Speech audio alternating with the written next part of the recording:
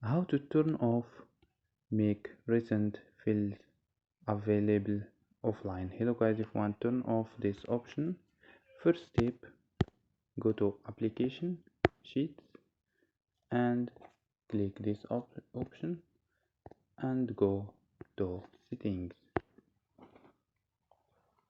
After these steps, scroll down and here you can find option, so you can turn off here. And you can find also create Excel fields. Here you can turn on or you can turn off, and you can change theme.